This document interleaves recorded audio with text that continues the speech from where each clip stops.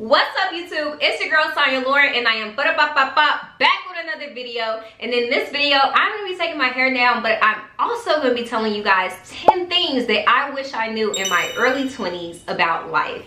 And you guys are like, why are you doing this? Well, it's because I turned 25 in literally less than a week, and I just feel like I'm at the halfway point in my 20s, which I am. And I just have some gems to share with y'all. Like, these are things that I wish I knew in my early 20s. So yeah, just listen to me while I take down my hair, not here, my hair. And yeah, remember to like, comment, subscribe, and share it with your whole family, because I feel like if you like it, I really feel like your mama and your auntie and your grandma gonna like it, and probably your uncle. So just send it to everybody, and I love you guys so much. Let's get right into the video.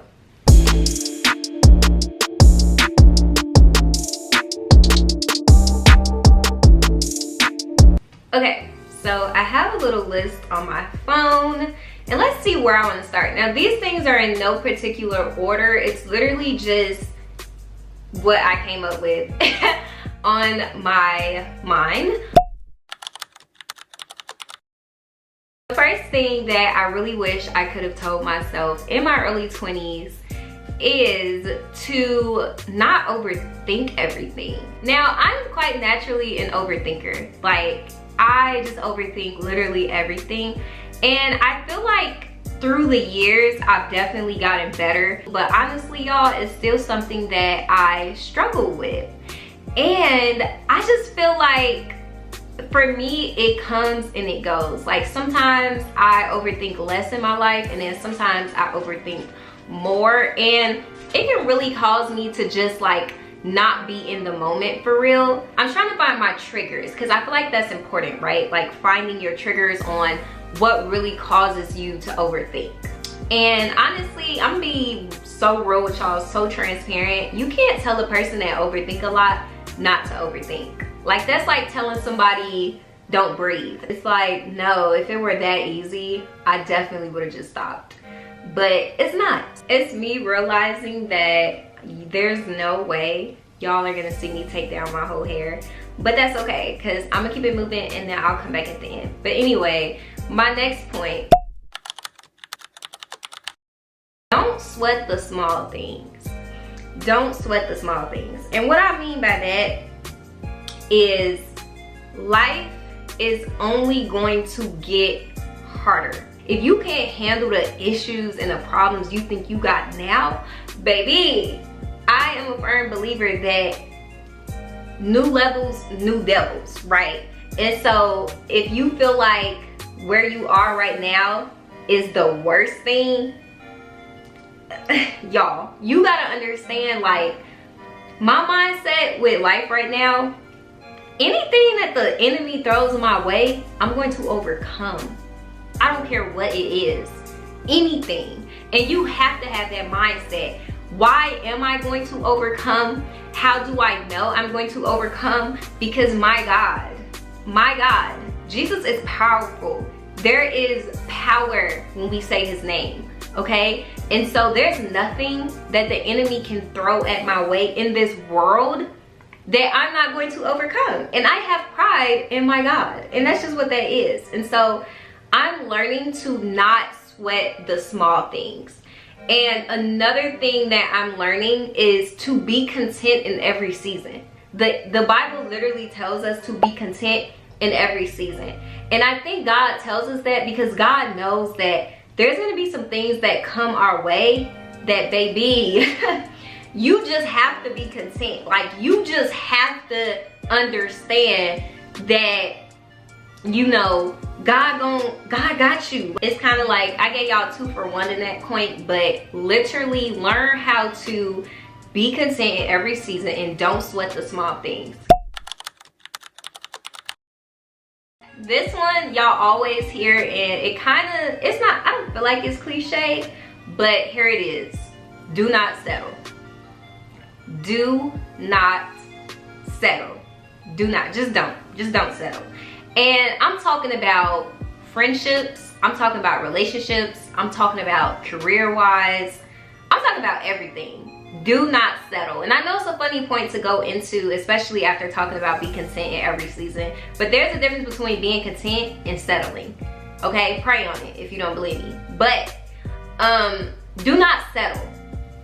I say that because sometimes we get into seasons in our lives where things feel comfortable, and I think even as women, we base a lot off of potential. Like, this job potentially can make me a lot of money, or this person potentially can make me happy, or, you know, this friendship potentially can help me in my life, or like whatever. We make a lot of our decisions based off potential, and what life has been teaching me is you cannot make decisions based off potential, because potential is literally, it's like, I just feel like if you can't see it, if you can't physically like see what can happen or what a person can do or what a thing can do, chances are like you're just gambling. And don't get me wrong, like, life is very much a gamble. I just feel like we sometimes settle for things because it's right in front of us. And I'm just here to tell y'all, you don't have to settle. And if you ever feel like you are settling, pray on it. Pray on it, okay? Ask God, why am I settling? But yeah, especially if it's a relationship, I don't want y'all to settle. I don't want y'all to settle, because I think as women, we know like people may not be the one for us. We know that a person may not be right for us, but we still settle because they're right in front of us. They're physical, they're tangible, we can touch it. And we're like, well, potentially this can work. Potentially, you know, I don't know. I feel like we base a lot of our lives off if, and it's like, no. Let's stop gambling with our future. If it is what it is, then it is what it is. If it ain't what it ain't, then it ain't what it ain't. When somebody show you who they are the first time, believe them. I don't care if it's a job, I don't care if it's a person, I don't care what it is. When they show you what it is, believe that. Because you're gonna hurt yourself trying to believe the potential that hasn't come to pass.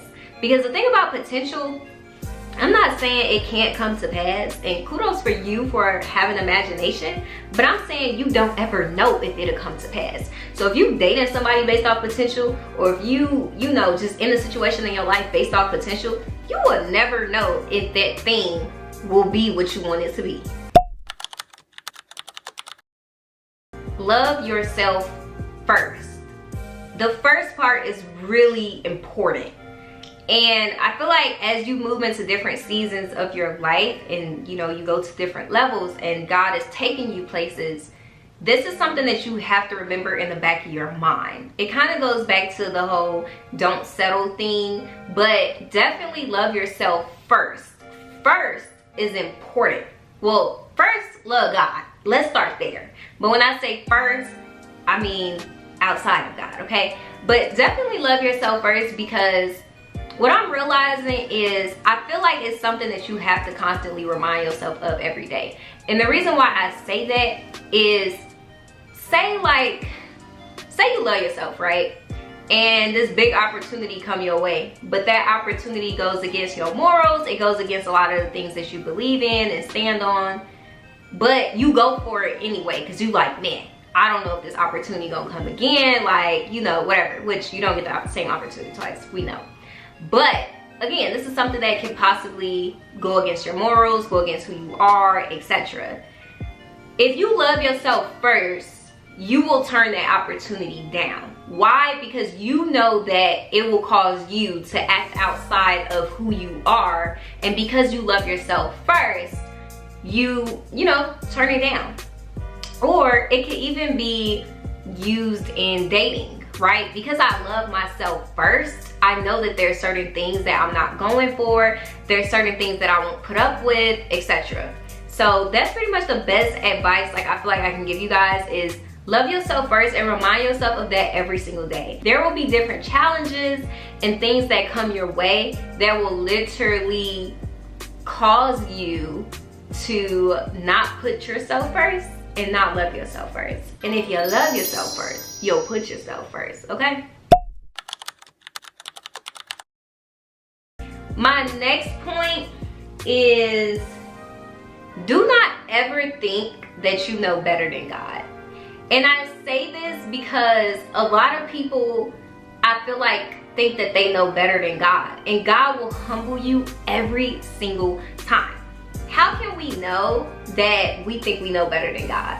What's the situation? Okay. If God tells you not to pursue something and you still go for it, then that's how you can tell that you think you know better than God. God is always gonna show you why you need him. I don't care what type of high horse you're on, God will knock you off and be like, look, this is why you need me in your life. And I feel like my early 20s till even now, mid 20s, it sounds so weird saying that. That's what God has been showing me. It's like, if I ever in my rabbit mind thought that I didn't need God, yeah, he shows me at least, I would say, one thing out of every year in my 20s I've realized, like, I need this man.